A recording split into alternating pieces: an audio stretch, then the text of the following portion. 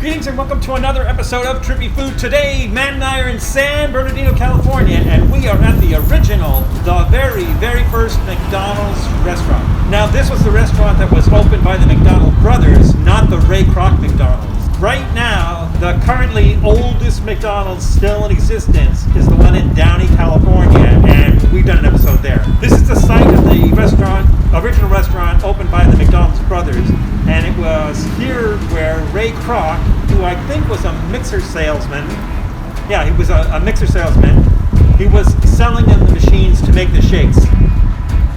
He eventually bought the restaurant out from underneath them.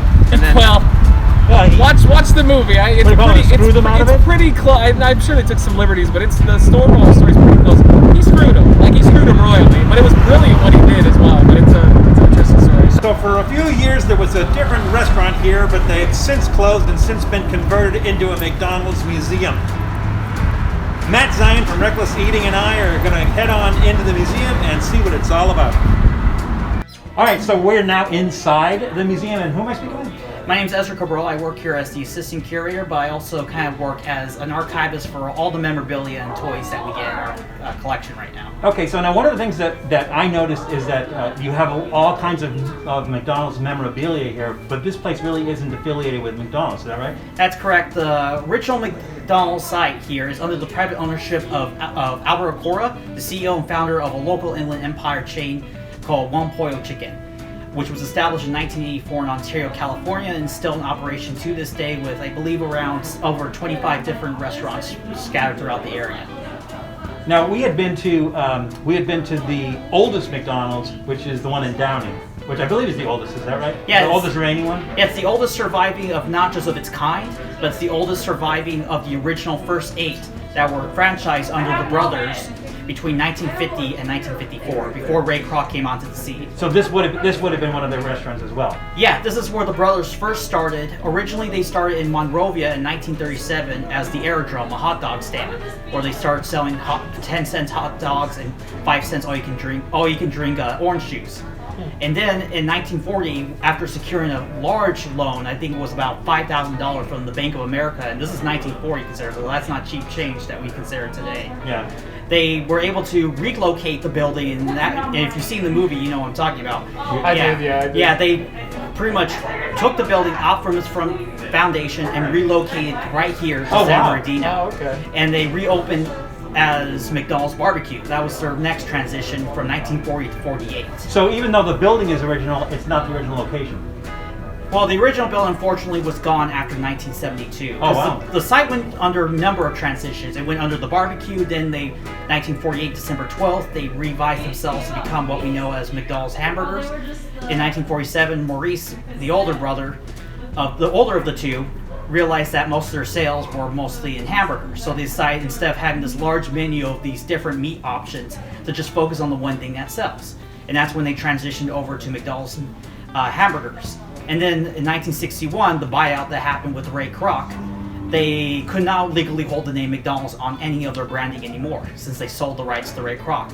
So they still operate as a hamburger stand, but they transitioned the name to Big M Burger, and that was from 61 to 68. But it was only this one site. Yeah. So yeah, you can tell it went through a number of phases. And then after 68, this place went under, and they sold the property to Neil Baker. If that name sounds familiar, he is the founder of what we know as Baker's Twin Kitchen, which is another Inland Empire hamburger chain around the area. And he operated as a baker's here from 68 to around 71, 72, and then after he relocated his business in San Bernardino, or the shop location, that's when the original site was unfortunately torn down. But there are some surviving elements. The sign that you saw out front, that's still the same sign that's been... So that's the original sign? Yeah, it's just awesome. after different ownerships, it's been repainted over and over again. Okay. And then when we acquired it in 1998, one of the first things we did was try to repaint what was left of it into its original red color with the lettering of McDonald's Hamburgers as it was back in 1948 when they first opened here. So where do you get, since you're not affiliated with McDonald's themselves, where do you get most of the memorabilia? Well, we're mostly, I like to call, a community museum. It's thanks to the community of the world of McDonald's enthusiasts, fans, and former employees or related employees that we were able to get this collection. People from all walks of life, from all around the world, brought us stuff to kind of contribute to the history and legacy of the site and all things related to it. I mean, most of the bigger things that we have here came from people who used to be franchise owners or the children of franchise owners who my father or mother kept the stuff in the warehouse.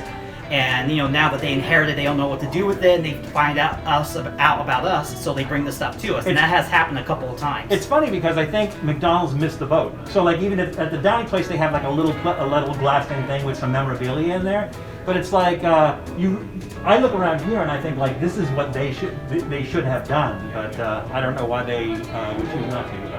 I can't really comment on that. I mean, it's their decision how they want to operate or go the direction, but I'm just happy that we were able to at least do our part in preserving the site and all things that are related to it. And it's not just us. Like I said, since we're a community museum, it's just it's a collaboration of people wanting to share things that were part of their, part of the McDonald's experience for them all their lives, and want to share it that other people can recall it as well. That's very cool. Thank you very much. No problem.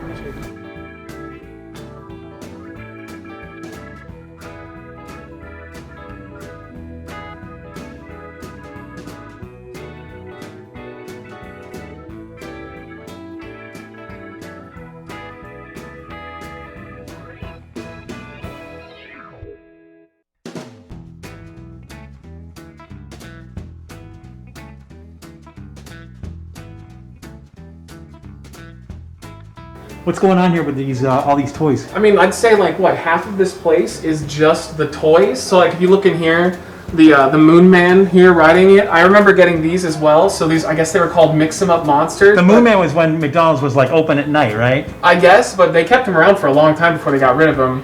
He was creepy. But these ones right here were interesting because you couldn't get all of the pieces of the monsters in one Happy Meal. So like I would beg my mom to go back so we could get all the pieces of the monsters and then put them together. But there's a good marketing strategy. There's just like, it's nuts. Every time I look into a new corner or a new crack, I'm like, oh yeah, I had those. Like over here we had the Two-Face, the Batman stuff, and then is it Rufio, I think, from Peter Pan.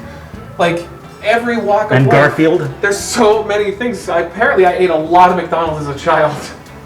But it's amazing. I would, if anybody's interested in this place or interested in McDonald's, like definitely make the trip because there's just so much stuff. I'm mind blown.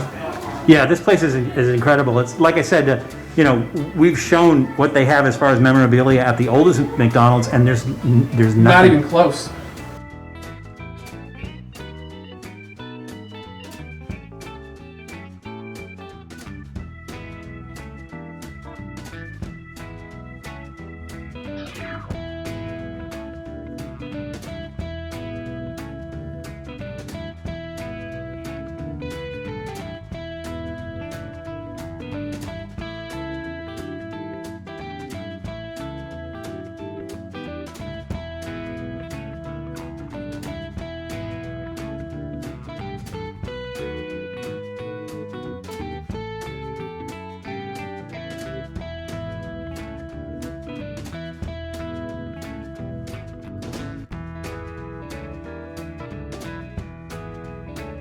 This is from 1963, from what we were provided.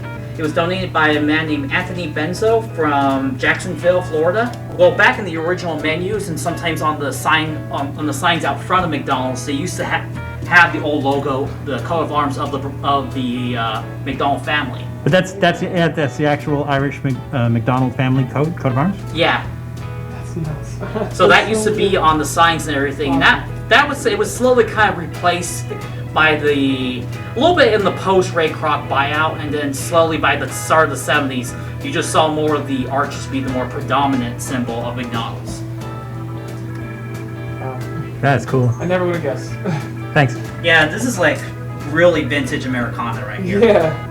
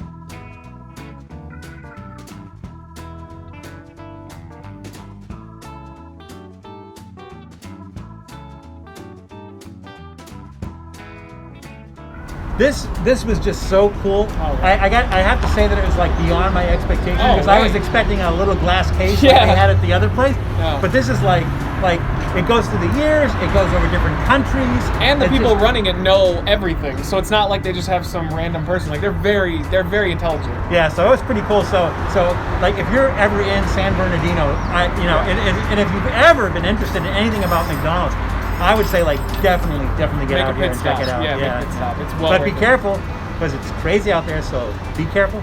Take care of yourselves. Take care of others. And we'll see you soon. Thanks for checking out Trippy Food. If you enjoyed watching that video half as much as I did making it, well then I enjoyed it twice as much as you did. And if that's the case, you'll probably like this video right here. And if not, check out this video right here. That one's a little bit different. Either way, leave a comment down below. And be sure to subscribe by clicking on the Trippy Food icon right here. Glad you could make it, and we hope to see you again soon.